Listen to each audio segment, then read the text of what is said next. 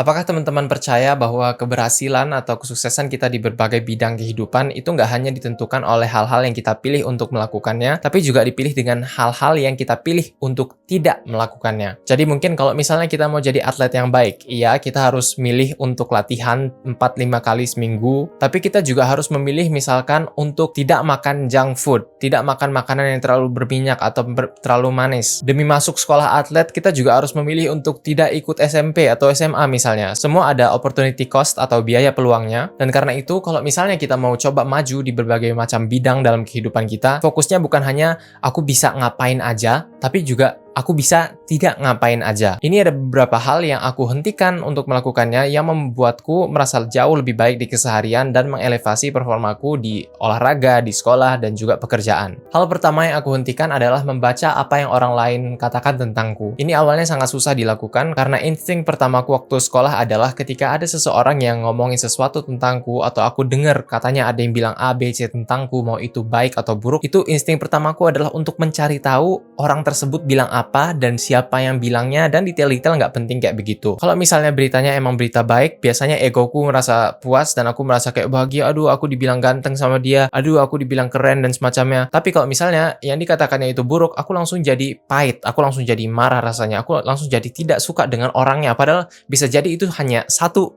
pendapat, bukan berarti orang yang membenciku secara keseluruhan. Ini juga pas aku semakin gede, aku punya channel YouTube dan semacamnya, semakin terasa habitnya itu masih ada. Jadi kalau misalnya dulu awal-awal aku bikin channel YouTube, ketika ada komentar negatif itu selalu ku cari-cari, nggak peduli berapa banyak komentar positif yang ada. Kalau misalnya ada 1000 komentar positif tapi ada satu komentar negatif, itu akan aku cari sampai ujung-ujungnya. Aku akan membalas, aku akan coba melawan atau membantah komentar negatif tersebut. Kayak yang teman-teman tahu, perjalanan kuliahku, kegagalanku itu hampir semuanya di display di internet, dan nggak jarang banyak juga pendapat-pendapat tentang apa yang kulakukan, kenapa aku ini bukan orang yang baik dan semacamnya.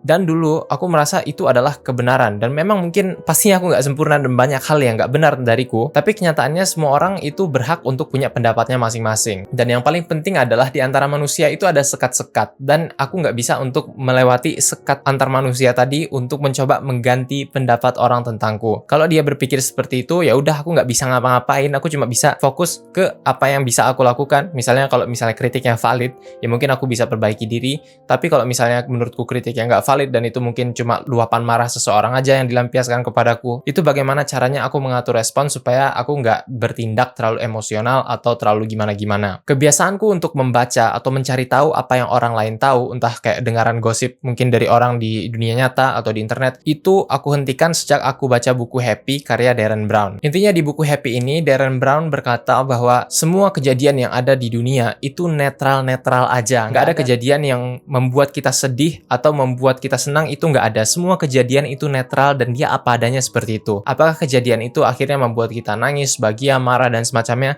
itu tergantung semuanya dengan cerita apa yang kita berikan atau kita kaitkan terhadap kejadian tersebut. Jadi kalau misalnya kita ketinggalan kereta ya udah ketinggalan kereta aja. Apakah ini membuat kita sedih atau enggak, itu tergantung dengan cerita apa yang kita kaitkan dengan peristiwanya. Misalnya aku ketinggalan kereta jadinya aku rugi 500.000 dan aku pasti bakal telat sampai tujuan. Itu cerita ini pastinya akan membuat kita sedih. Tapi kita juga bisa memilih untuk memberikan cerita yang lain. Oke, aku kehilangan 500.000, tapi mungkin ini adalah 500.000 berharga bagiku. Mungkin karena aku jarang ke Jogja katakan, dan aku ketinggalan keretanya di Jogja, jadi ini adalah kesempatan baik bagiku untuk melihat kegiatan-kegiatan di sekitar stasiun. Karena aku nggak tahu kapan aku balik lagi ke sini, mungkin worth it bagiku untuk ketinggalan kereta biar bisa menikmati 1-2 jam lebih lama di kota ini. Nah, kalau misalnya aku berikan cerita kayak gitu, misalnya tadinya peristiwa yang netral atau mungkin sempat membuatku kesal, itu jadinya terasa lebih baik dan pandanganku terhadapnya juga jadi lebih positif. Tapi kenyataannya, kalau misalnya yang dibicarain itu bukan ketinggalan kereta, tapi apa yang orang lain bilang tentang kita, itu agak susah bagi kita untuk memutar-mutar atau mempunyai perspektif yang positif tentangnya. Aku dulu pernah baca semacam thread di Twitter yang kayak ngebahas pribadianku dengan segala macam bentuk, dan ia memberikan kritik terhadapnya. Beberapa memang valid dan beberapa enggak, tapi entah kenapa dia selalu hidup di kepalaku dan dia selalu aku internalisasi.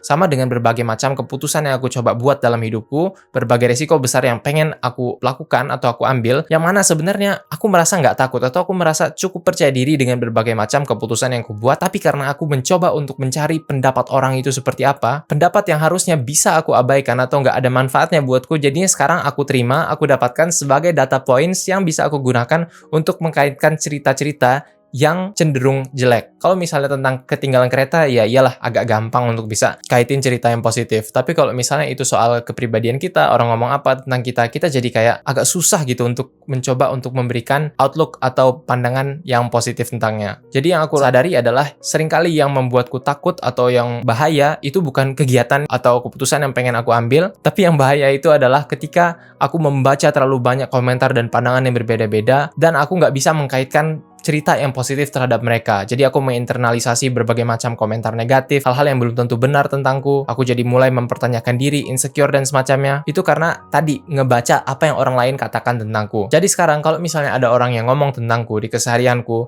mau ada yang bilang, oh si ini bilang kamu kayak gini, kamu dibilang keren, kamu dibilang sok-sokan. Itu ya udah gitu, nggak perlu ditanyain, masa iya, masa siapa sih yang bilang, dia bilang kayak gimana gini-gini. Itu nggak perlu digituin lagi. Udah kalau misalnya kita dengar ada orang yang bilang ini tentang kita, oh ya udah gitu aja udah cukup, nggak perlu diterusin lagi, kecuali mungkin di 1-2 kali kesempatan di mana kita bercanda-canda. Hal kedua yang aku hentikan adalah memaksakan diri untuk bekerja. Dulu aku termakan dengan ide bahwa kalau misalnya mau sukses, mau berhasil itu harus banyak pengorbanan, dan ini emang benar, tapi bukan berarti juga pengorbanannya itu di sehari-hari kita itu harus tersiksa. Memang ini datang dari posisi yang cukup privilege, dalam artian bahwa ada memang berbagai macam pekerjaan yang orang nggak punya pilihan tapi harus melakukan itu dan merasa sengsara setiap harinya. Tapi bagi kebanyakan kita yang misalnya kerja atau sekolah dan semacamnya, kita cenderung punya fleksibilitas yang lebih di sini. Katakan kalau misalnya kita mau coba bangun habits olahraga, misalnya mau ke gym, tapi badan kita atau kaki kita sakit meronta-ronta. Versi toxic productivity-nya akan mencoba untuk memaksa kita untuk tetap pergi, padahal sebenarnya opsi yang terbaik di saat itu adalah untuk istirahat dan dengerin tubuh kita, dia di saat itu lagi butuhnya apa. Sama juga dengan membaca buku. Kenapa aku bisa suka sama baca buku sampai saat ini? Itu karena kalau misalnya aku nggak mood baca, itu aku nggak memaksakan diriku untuk membaca. Aku taruh aja bukunya,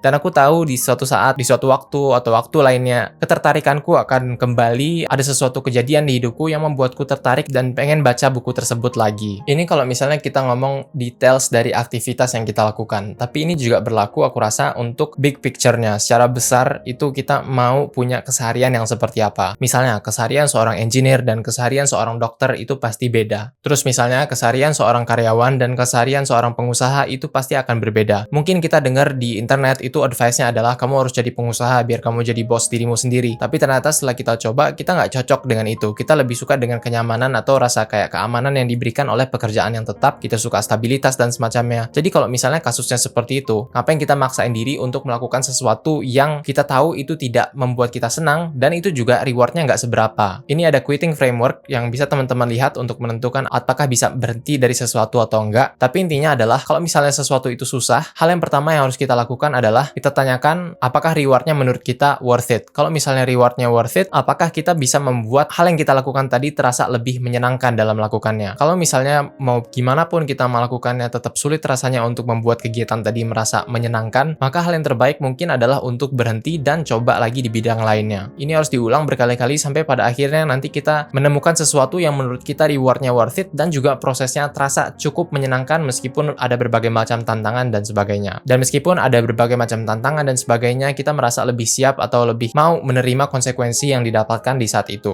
Hal ketiga yang aku hentikan adalah begadang lebih dari jam 2 atau begadang secara umum sebenarnya. Ini agak sulit dilakukan kalau misalnya kita lagi sekolah atau kuliah. Jadi makanya orang-orang yang bisa melakukan ini cenderung lebih stand out di perkuliahannya karena sepanjang hari itu energinya terasa lebih banyak dan seringkali orang-orang yang menghindari untuk begadang ini terlihat lebih energetik, energinya sepanjang hari itu lebih banyak, kuliahnya jalan, organisasinya jalan, kegiatan-kegiatan lainnya jalan. Bagiku pribadi, ini juga salah satu hal yang membuatku merasa sanggup untuk coba ngebalance berbagai macam hal, kayak misalnya kuliah, latihan maraton, channel YouTube, part-time job, dan lain sebagainya. Itu karena tidurku diberesin dulu. Kalau misalnya mau begadang, aturanku adalah jangan begadang lewat jam 2. Kalau misalnya begadang lewat jam 2, itu hampir pasti ujung-ujungnya nggak dapat hasil apa-apa, kebahagiaan yang didapat nggak seberapa, tapi nanti kita harus membayar untuk 1 minggu ke depannya. Oke, mungkin ada pengecualian. Kalau misalnya katakan kita sama sepupu udah berapa tahun nggak ketemu, terus lagi nginep di rumah nenek, ya iya masuk akal bagi kita untuk begadang karena ya disitulah kita membuat atau mengumpulkan memori untuk kehidupan. Begadang yang aku maksud ini adalah kayak begadang yang misalnya kita nongkrong-nongkrong keluar setiap hari, setiap malam. Atau kalau misalnya kita tanpa tujuan yang jelas atau tanpa ada suatu hari yang dimana itu worth it untuk begadang, kita begadang kayak misalnya untuk main game atau apapun itu, padahal sebenarnya gamenya ini lebih kayak rutinitas atau karena kita kepancing aja buat main lagi. Karena dengan melakukan ini yang harus kita lakukan adalah membayar di 1 minggu ke depannya. Jadi kalau misalnya kita di malam itu katakan tidur jam 10,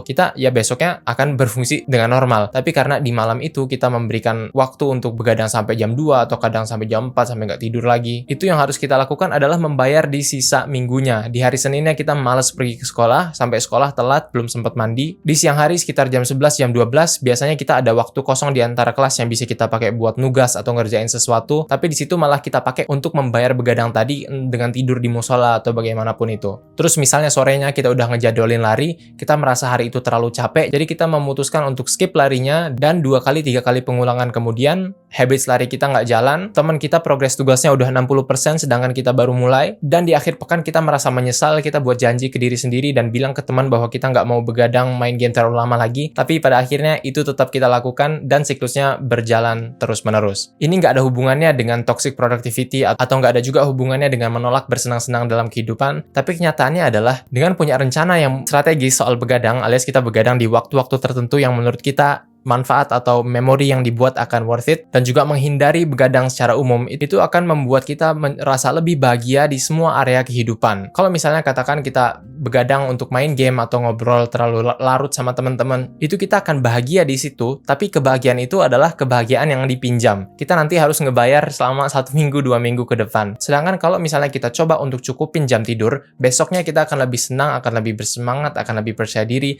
lebih banyak waktu atau energi untuk melakukan tugas-tugas yang udah lama kita tunda. Kita mau nambah 1-2 habits lagi, misalnya olahraga atau memasak, itu jadi lebih gampang. Ketika sekali-sekali kita begadang untuk misalnya ngobrol sama teman, atau kita ada perjalanan, atau misalnya kita mau kemah di suatu tempat, karena jarang kita lakukan, momen tersebut jadi terasa jauh lebih berharga. Terima kasih teman-teman sudah menonton video ini. Pertanyaanku adalah, hal apa yang sedang teman-teman hentikan dalam upaya untuk melaju lebih pesat di bidang yang teman-teman tentukan? Terima kasih dan sampai jumpa pada video berikutnya.